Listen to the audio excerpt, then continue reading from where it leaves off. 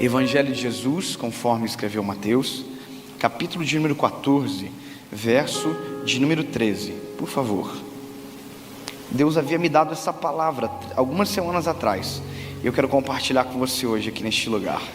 Mateus, capítulo 14, verso 13. Vamos aprender um pouco sobre Jesus e a forma que Ele lida com as circunstâncias da vida.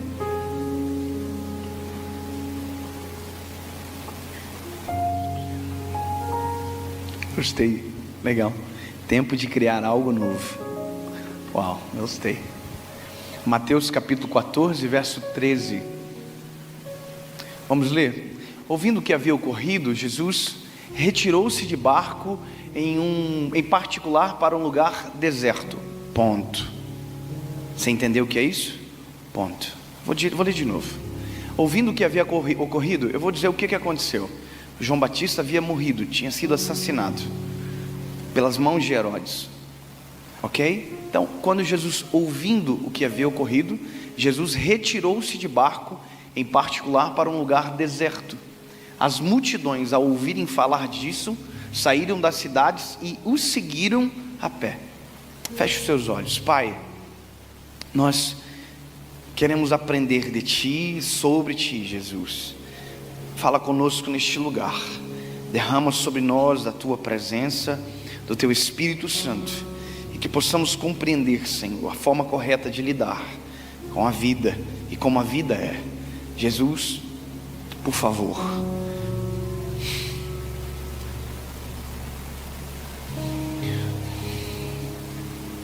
Por favor, Jesus. Somente o Senhor pode fazer. Somente o Senhor é capaz, poderoso e autossuficiente. Faz, Senhor. Acalma os nossos corações. Derrama sobre nós o Teu Espírito Santo. Nos traz para perto da Tua presença, Jesus. Nos faz alterar a perspectiva. Sim, Pai, nós precisamos, em nome de Jesus. Amém. Glória a Deus. Escute. Você entendeu o que a gente acabou de ler? E você consegue fazer uma ligação com o cenário que vocês estão vivendo agora, que nós como nação estamos vivendo? Só que esse texto, ele não precisa ser temporal. Se não tivesse acontecido o que aconteceu alguns dias atrás, ele poderia ser pregado igual. Porque por mais que ele esteja correlacionado com um fato, ele também está correlacionado com a nossa vida. Ele também está associado a uma realidade comum, a nossa realidade como ser humano. Porque nós precisamos aprender a lidar com a vida, com as crises da nossa história. E ninguém está imune de viver algo ruim ou um dia mau. Sabe, não existe pessoas liberadas de o dia mau, da chuva, do sol. Todos nós estamos suscetíveis à realidade da vida. E eu não sei se você já ouviu isso, mas quando eu era menino, a minha mãe dizia muito que a vida não é um mar de rosas. Você já ouviu essa frase? E sabe, é verdade. A vida não é um mar de rosas, nem para mim, nem para você, nem para o bispo, nem para o mais crente ou para o mais desviado. A vida é igual para todos. A vida é a vida. Eu amo a Jesus, sou apaixonado por Ele, tenho um ministério, dedico toda a minha história a Ele, mas já sofri um capotamento, perdemos uma gestação agora. Ou seja, amar Jesus não me exime dos reflexos de uma vida. Até porque esse curto espaço de tempo que nós chamamos de vida, é realmente curto quando a gente amplia em detrimento da eternidade. Esse aqui é um tempo, a eternidade logo virá. A questão é que nós, enquanto estamos aqui, se nós não podemos nos livrar da vida, nós precisamos aprender a entender ela, ou a reagir ela de maneira coerente, saudável. O problema é, durante muito tempo, historicamente, nós aprendemos a ignorar as crises, nós aprendemos a ignorar as nossas dores, nós aprendemos a sufocar aquilo que deveria ser tratado, nós tentamos fingir que nada acontecia. Durante muito tempo, e eu falo isso com todo respeito, autoridades espirituais não se curvavam perante a igreja. Você sabe, aquele dia que Deus falou com a igreja, aquela palavra poderosa, os pastores, líderes, não tinham a liberdade de ir para frente, dobrar o joelho e pedir oração, porque foram criados castas, de pessoas que precisavam mais e pessoas que precisavam menos. Então nós aprendemos a sufocar as coisas. Por exemplo, se eu sou crente, se eu sirvo a Jesus, a ótica de muitos é que eu não posso viver crise. Quando eu sofri um acidente de carro, eu me lembro que quando eu postei o livramento, alguém mandou assim: aonde Deus estava na hora do acidente? Porque as pessoas confundem as coisas. As pessoas não conseguem entender o que é a vida e que maneira nós devemos responder e corresponder a ela. E obviamente, se precisamos de um manual, a Bíblia é um manual perfeito. Cristo é o modelo ideal.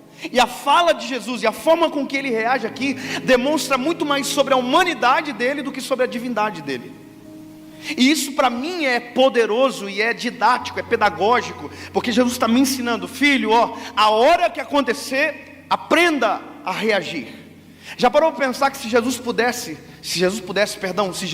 quisesse, ele poderia ter ressuscitado João Batista? Já parou para pensar que quem Herodes assassinou, assim como ele fez com Lázaro depois de 4 dias morto, ele poderia fazer com João Batista? Deixa eu refrescar a tua memória. João Batista é amigo de Jesus. João Batista, o primeiro contato que teve com Jesus foi no ventre da mãe dele. Já pensou que loucura? Isabel está grávida de João Batista no 6º mês. Quando Maria chega gerando Jesus, já gestante, quando ela saúda Isabel, a Bíblia diz que o neném que está dentro do ventre dela salta de alegria.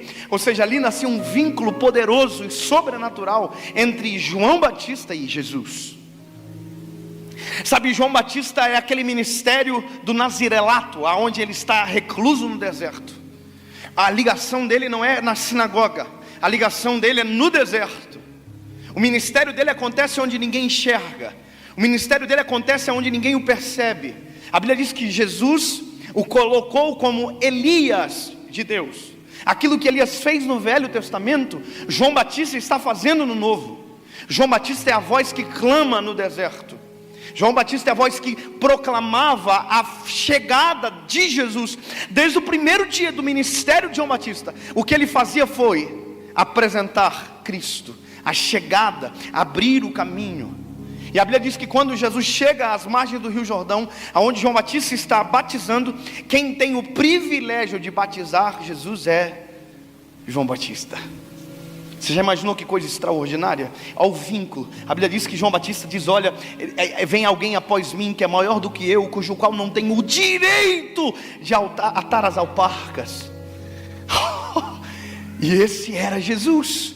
E Jesus chegou e deu o privilégio para ele. Olha o vínculo, olha a amizade profunda, olha que coisa extraordinária acontecendo. E esse amigo de Jesus é assassinado. Esse amigo de Jesus é decapitado. E a notícia chega para Jesus após o sepultamento. Jesus não tem o privilégio de despedir. Então a notícia chega para Jesus, nós temos que pensar o seguinte: a notícia chega para ele e nós temos que entender que Jesus é homem. Jesus é humano, ele tem divindade, mas é humano. E se não fosse humano, não teria jejuado para ir para o deserto. Se não fosse humano, não teria chorado em João 11:35. Se não fosse um homem, não teria suado gotas de sangue. Se não fosse homem, não teria medo na cruz em dizer: Pai, por que me desamparastes? Se não fosse homem, não teria demonstrado humanidade. Se não fosse homem, não teria dito para nós: ei, tem de bom ânimo, porque eu venci o mundo. Ele não está dizendo: eu venci como Deus, eu venci como homem, eu venci a parada toda. Pode olhar para mim que vai dar certo, pode olhar para mim que vai conseguir. Sabe, o ensinamento dele é como Deus, mas a prática dele nos ensina como homem. Ele venceu. Agora você imagina o conflito de Jesus ao receber uma notícia como essa. O lado divino dele tem poder de ir aonde João Batista está e colar os membros. Mas o lado humano de Jesus precisa nos ensinar a lidar com as crises. Isso aqui eu acho extraordinário, porque a partir de agora começa uma lição totalmente diferente do que a gente ouviu a vida inteira. Deixa eu te contar com todo respeito. Ouvi uma história agora, semana, de alguém que foi traído, sofreu adultério dentro do seu casamento. E quem aconselhara na minha frente essa pessoa. E ela dizia assim: olha, continue pregando, que Deus vai te dar vitória. Continue fazendo, que Deus vai te dar vitória. Não pare. E aí quando a pessoa terminou, eu chamei e falei assim: esse não é o conselho certo.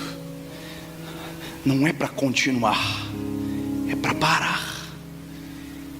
Como assim? Eu vou morrer? Não.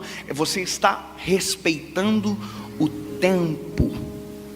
Durante muito tempo, a gente não aprendeu a respeitar a nossa humanidade. A gente começou a internalizar as coisas. Tem gente que vive hoje, que é amargo, que briga no trânsito, e você não sabe, mas aquilo é reflexo de doenças maiores dentro. Gente que não sara as feridas, gente que não permite que as dores sejam sepultadas, que carrega como um sepulcro caiado a dor. Sabe, eu conheço pessoas que choram a morte, que choram as percas, que choram os fracassos, as falências até hoje. Foram anos atrás, mas como continua andando, a única coisa que ele tem tempo para fazer é reclamar, é ser saudosista. Ele não se sara porque não para e não se respeita. Sabe, eu vendo quem estava aconselhando, parecia tão lindo, tão bonito, mas não é a lógica do ser humano. Nós não podemos fingir que nada aconteceu. Nós não podemos passar por cima, porque quando passamos por cima, estamos passando por cima do nosso coração. Nós estamos fingindo. E aí quando você olha para a história, você percebe que nós fizemos isso durante muito tempo com muita coisa. Você acha que porque não se ouvia muito tempo atrás sobre rejeição à lactose, as pessoas não tinham? Você acha porque não se ouvia muito tempo atrás sobre depressão, as pessoas não tinham? Você acha porque não se ouvia muito tempo atrás sobre síndrome do pânico, as pessoas não tinham? Meu lindo, desde que mundo é mundo, síndrome de pânico existe. Desde que mundo é mundo, depressão existe. Desde que mundo é mundo, problema de saúde existe. A questão é, quando se tem um diagnóstico, se tem a notícia. Então hoje se tem um diagnóstico, mas só se tem um diagnóstico porque alguém parou para olhar e dizer: isso aqui tem algo a mais. A gente chamava de demônio depressão, o médico chama de reposição hormonal. Passou, deixou de ser demônio? Não, a gente começou a ser coerente. Antigamente chegava alguém com depressão, triste, a gente colocava a mão e dizia: demônio da tristeza, nós te repreendemos. Existe emocionais, existe espirituais, existe. Mas eu não posso dizer que tudo é emocional, que tudo é espiritual. Existe, tem que ter equilíbrio. Hoje eu olho para a pessoa e digo: meu lindo, você já procurou um médico? Eu vou orar por você, mas você já foi no médico? Se você fazer uma reposição, às vezes, de dopamina, de serotonina, você pode melhorar. É uma reposição básica, simples. E a pessoa diz: meu Deus, mas eu pensei que era demônio. Pois é, a gente foi criado a esconder nossos problemas atrás de crises espirituais. A gente não se sara quando ignora. A gente não se sara quando se menospreza. Hoje, no mês de outubro, milhões de mulheres estão deixando de morrer em dias seguintes, simplesmente porque estão indo na frente do espelho, colocando a mão, se tocando para ver se não tem algo. Porque prevenção evita de doenças futuras. Tudo que é tratado no começo, tudo que é olhado com respeito no começo, me livra de problemas maiores no futuro. Nossa vida não é uma dor, é um complexo de cenários. Sabe, hoje eu me assusto com tanta gente que anda em estopins. Já viu que uma faísca explode? Eu estava no shopping saindo há 2 semanas atrás, pastora. Eu estava no meu carro aqui, eu saí do shopping e parei. Aí parei no carro e fui mexer no meu celular para colocar no GPS o endereço que eu precisava ir. Um carro parou atrás e buzinou. Falei: caraca, meu Deus do céu, eu já vou sair. Aí eu olhei e fiz assim: desculpa. Aí a mulher não viu, uma mulher e outra mulher no carona. E aí elas passaram por mim, eu abri o vidro assim, sorrindo, e disse: me pede desculpa. A mulher colocou a mão para trás e para fora e pá, você sabe.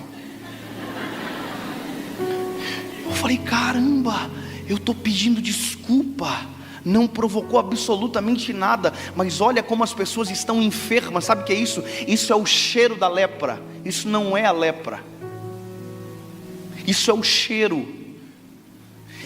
Sabe, todos esses sintomas não são as doenças principais, isso são cheiro de uma doença maior na alma. Esses dias eu estava eu e minha esposa no carro, um carro parado na frente, agora quem buzinou foi eu e minha esposa. O semáforo abriu, o carro não abriu, sabe buzinadinha de aviso? Aquele bebê. Não, saiu dois caras dentro do carro para cima de mim. Eu estou muito, meu Deus. Falei, dei a ré aqui, ó, vazei. Falei, tá maluco? Eu vou ficar para apanhar? Porque com certeza eu ia apanhar. Mas sabe o que é isso? Isso são sintomas de pessoas que estão vivendo em crise, andando em crise, correndo em crise, vivendo em crise, não se respeitam. E aí eu olho para Jesus, e o exemplo dele é totalmente o oposto da nossa prática. Enquanto a gente pensa que tem que continuar, enquanto a gente pensa que tem que fazer, a Bíblia diz que Jesus, que tem a missão de nos salvar, ao receber a notícia, Jesus entra dentro de um barco e em secreto, sozinho, vai para o meio do mar. Já parou para pensar que o modelo de Jesus resolver é o ideal e que para a gente, historicamente, demonstra fragilidade? Já parou para pensar que Jesus nesse momento não está pregando para ninguém, não está evangelizando, curando ninguém, Ele está sarando a si próprio, Ele está se encontrando, Ele está se reconhecendo, porque se Ele não se sara lá, a gente estaria morto aqui. Se Ele não se recupera lá, quem estava na praia esperando não seria curado. Meu lindo, não tem como continuar qualquer missão se dentro de nós houver uma crise, houver uma tempestade acontecendo. Tempestades foram feitas para serem aplacadas e não, administradas, e não alimentadas. Posso te dar um conselho? Chega uma hora, você tem que parar de falar. Chega uma hora, você tem que parar de ser portador de má notícia. Resolva-se, sara. Chega uma hora e diz, irmão, não precisa mais falar disso. É ignorar? Não, é sarar, é viver o processo. Se você precisa de pausa, e agora eu estou tirando todo o cenário que aconteceu essa semana, estou falando da sua vida, estou falando de você. Chega uma hora que nós temos que nos olhar e precisamos nos sarar. Há um livro do John Bevere chamado A Isca de Satanás, e ele fala no livro algo interessante. Ele diz que o maior problema da igreja é a pessoa ofendida, é a ofensa. Gente que anda carregado porque não se sara, gente que anda carregado porque não perdoa, gente que anda carregado porque não consegue administrar uma crise, sabe, no sentido de vencê-la. Quantos de nós que vivemos dias dramáticos, não dormimos mais direito, não conseguimos colocar a cabeça no travesseiro e dormir, mas mesmo assim estamos tentando dormir? Será que o ideal antes de dormir não era tentar acordado, tentar resolver aquilo que está tirando o nosso sono? Será que o ideal às vezes não era um pouco de silêncio? Será que talvez o ativismo não precisava ser paralisado pelo respeito àquilo que nós somos humanos? Vou te dizer uma coisa, eu sou pastor, eu tenho 28 anos de idade, eu sou casado há 8 anos com a mesma mulher, eu tenho um filho, o nome dele é João, e volta e meia eu preciso dar uma pausa em áreas da minha vida para resolver problemas que na frente poderiam ser maiores. Eu e minha esposa, a gente é humano, a gente é lindo no Instagram, é bonitinho, porque a gente nunca vai postar a nossa briga, a gente só vai postar quando a gente faz as pazes. Mas deixa eu te dizer uma coisa, a gente tem crise. Sabe o dia da mulher? No dia da mulher a gente brigou. Olha que engraçado. Tivemos um conflito. À noite, eu fui deitar, estava no quarto de visita, deitado, mexendo no celular. Pensei o seguinte, sabe uma coisa? Se eu ficar aqui, eu estou abrindo uma brecha para que aquilo que começou pequeno, amanhã seja ainda maior. Pausar para resolver as pequenas crises, os pequenos conflitos. Nada começa grande, as coisas começam pequenas. Eu voltei para o meu quarto, deitei no ladinho dela, meu filho estava no nosso meio. Peguei o meu pé assim, ó. Aqui, ó. Encostei nela. Ela olhou para mim assim, abriu um olhinho, olhou para mim, fechou. No outro dia eu ia viajar. Tinha uma carta dela na minha Bíblia e tinha uma carta para ela também. A gente precisa resolver as nossas crises. Você vê como a vida, ela precisa ser parafraseada para que a gente entenda que tudo às vezes é nada e que nada às vezes é tudo. Que às vezes a gente está reclamando das coisas grandes, mas a grande tempestade dentro da nossa vida são verdadeiramente pelas coisas pequenas que não foram saradas, que não foram resolvidas, que não foram respeitadas. Sabe, eu só vim te dizer uma coisa aqui neste lugar: respeite o tempo, respeite a tua história, respeite as crises, resolva-se, sare, sepulte a dor.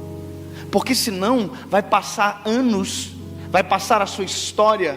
E lembra, eu estou desconectado de uma realidade que aconteceu agora. Eu estou falando da sua vida como um todo. Você precisa sarar.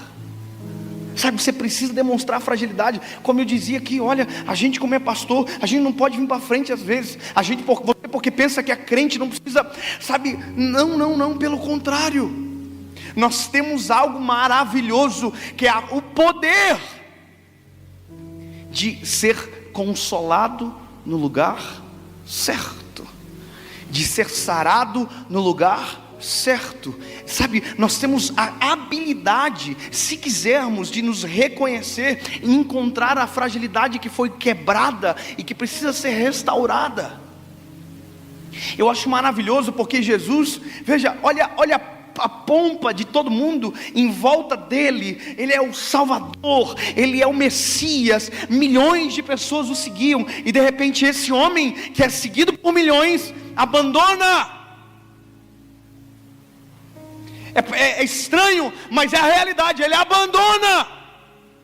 Os discípulos não estão no barco, a multidão não está no barco. A única coisa que está no barco é ele e o luto dele, é ele e a crise dele. E aí eu quero te dizer uma coisa: eu não sei o que aconteceu no barco. Ninguém sabe o que aconteceu no barco, porque o que foi resolvido não foi feito para ser proclamado. O que aconteceu no secreto dele não foi contado para ninguém. Eu só sei que houve um secreto para que aquilo que estava doendo fosse sarado. Houve. Eu só posso imaginar o que aconteceu. Baseado na própria palavra, baseado na experiência de Jesus e como ele age, eu posso dizer, Jesus deve ter chorado durante muito tempo. Provavelmente a crise de Jesus, provavelmente, eu estou dizendo de um ponto de vista meu, era assim: eu saber que eu posso ressuscitar, mas se eu ressuscitar, eu estou ferindo um princípio de supremacia de uma vontade maior. E essa lição a gente não poderia dar hoje, porque veja, há poder nele, mas agora não há poder nenhum. Só um homem de luto dentro do barco. Só um homem que não está pregando, que está dentro do barco. Você imagina que enquanto Jesus está tentando se resolver, tem uma multidão seguindo ele pela praia. Eu não sei se Jesus olhava para a praia da onde ele estava, mas a multidão provavelmente olhava para ele da onde ele estava. Às vezes há uma insensibilidade por parte das pessoas que nos exigem que a gente não pare, que a gente continue, que a gente finja que não está acontecendo. Você já imaginou que Jesus está se resolvendo e tem uma multidão na praia dizendo provavelmente: vem logo, Vem logo, nós temos os nossos problemas. Deixa eu te dizer uma coisa, meu lindo. Eu tenho uma vida, eu sou um ser humano. Eu não posso interferir na vida de alguém enquanto dentro da minha história estiver em luto. Eu não tenho como sarar alguém enquanto tiver uma ferida aberta dentro de mim. Você tem que aprender, não adianta tentar ser bálsamo para alguém enquanto o bálsamo não atinge você. Não tem como.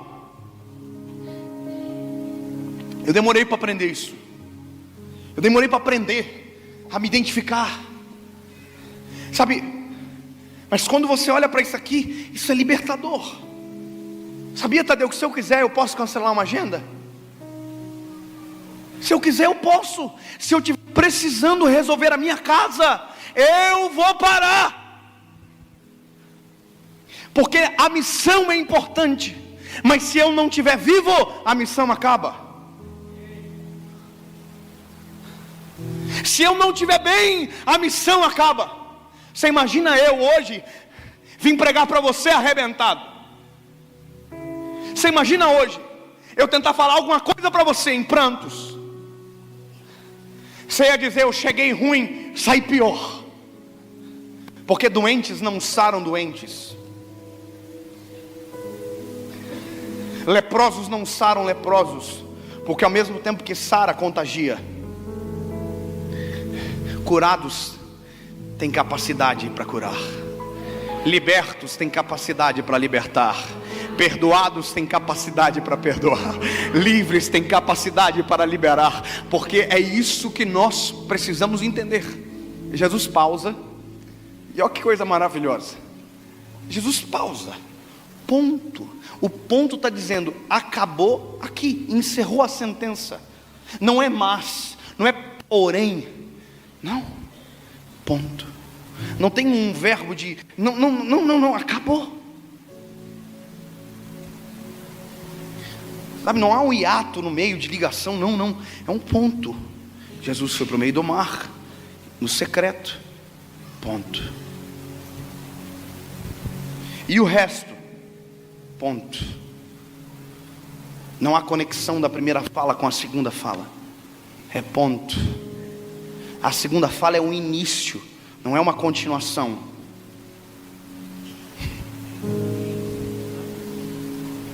Não é a continuando, não, é início. É uma nova sentença, é uma nova frase, uma nova oração, como queira. É novo. Aí só que o novo é fantástico. E acho que esse novo vai inspirar você aqui esta noite. Eu acho não, eu tenho certeza, o novo vai inspirar você.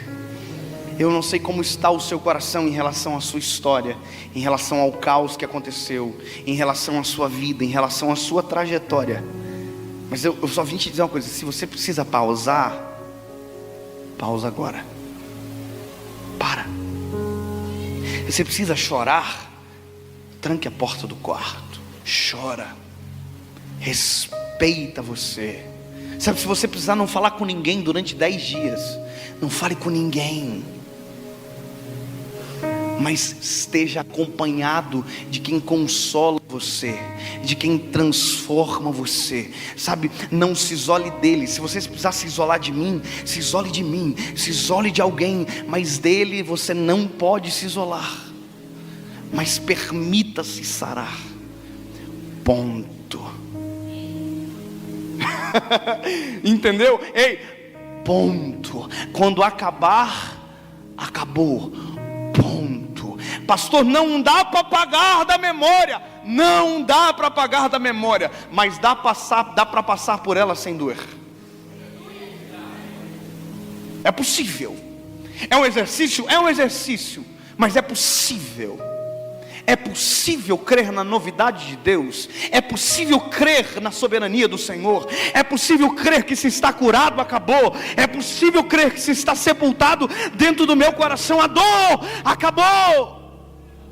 É possível. E quando acabar, ponto, começa a missão. Começa a viver. Olha para quem está do seu lado e quando acabar, olha para ele, coloca, por favor, diga, quando acabar, se tem algo para acabar, começa a viver. Para de só existir. para de sobreviver, começa a viver.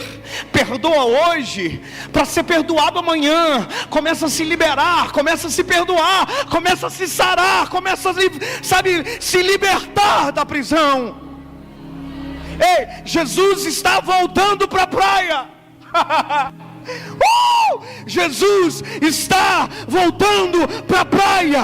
E está cheio de gente doente na praia, está cheio de gente machucada na praia, está cheio de gente ferida. E Ele está voltando para a praia, resolvido, sarado, restaurado, restabelecido. Ele está voltando para a praia, mas está voltando completo, está voltando integral. Ele está.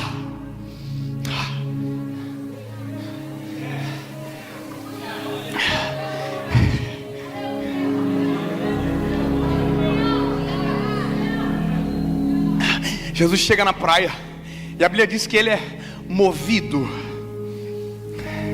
de íntima compaixão. Ele vai fazer pelas pessoas aquilo que Ele não pôde fazer por João Batista. Mas só para você lembrar, a crise acabou no meio do mar. Ponto.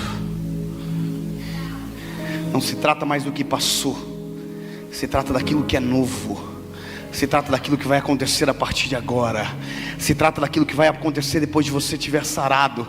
Se trata daquilo que acontece após o luto. Jesus está na praia, está todo mundo doente. A Bíblia diz: Jesus, movido de íntima compaixão, curou todos que estavam enfermos. Você sabe o que é isso? É uma das primeiras vezes que a Bíblia diz que Jesus curou todos que estavam enfermos. Sabe o que é interessante? Isso demandou tanto tempo. Não há nenhuma pregação, é cura, é Jesus tocando em pessoas e pessoas sendo curadas. É Jesus tocando em pessoas e pessoas sendo libertas. Não há um sermão, é só Jesus liberando cura, é só Jesus liberando algo novo, porque Ele estava livre, Ele estava sarado. Não há uma pregação estranha, extravagante, não. É Jesus tocando e a cura acontecendo. Jesus tocando e o leproso sendo sarado. Jesus tocando e o paralítico andando. Jesus tocando e o cego vendo. Jesus tocando e o surdo ouvindo. Jesus estava fazendo, e a Bíblia vai dizer que chegou uma hora que a noite caiu. E aí Jesus foi interpelado por um discípulo dizendo: despede a multidão, para que eles vão e no caminho entre nas cidades e possam se alimentar. Aí Jesus diz: não, estou bem resolvido. Eu estou sarado, eu tenho tempo. Eu não vou mandar ninguém embora com fome. Só passa fome quem anda com gente mal sarado, que não está curado. Não, comigo vai ser alimentado. Busca o que tem.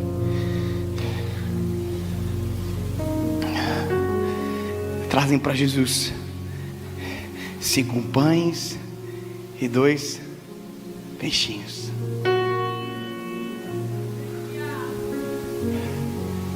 Oh, aleluia, Tu és santo.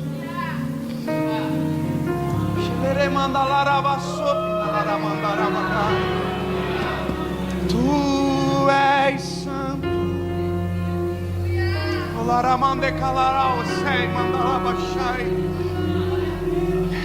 Quem estava curado agora seria alimentado. Oh, aleluia. Há uma canção que diz: quem poderia imaginar que o menino iria ajudar a alimentar uma multidão. Você já ouviu essa canção? O que ninguém sabia é que quem estava alimentando naquele momento é alguém que tinha sido reestabelecido há pouco tempo atrás. Jesus é o autor do milagre, mas porque antes viveu um processo individual de restauração. Eu quero dizer para você, essa noite, quem vai viver o milagre é você. É você que está aqui. É para você. Às vezes a gente vem para o culto e diz: ai, como eu queria que o fulano estivesse aqui. Ei, eu trouxe você. É para você. É para a sua história, é para a tua vida, é para você. Oh, Jesus.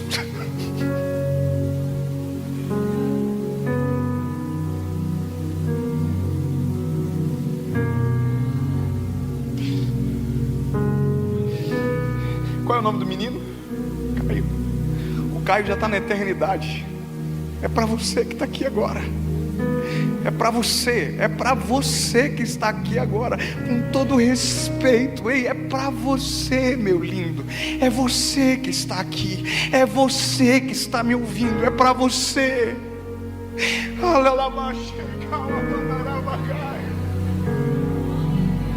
É tempo de sarar o teu coração. Eu vou fazer uma pergunta só. Se você precisa resolver o seu coração, se há crises dentro de você que tem te atormentado, que tem impedido você de continuar a viver, de começar a viver, aonde você estiver, sai do seu lugar e vem para frente. Eu quero orar por você agora. Vem.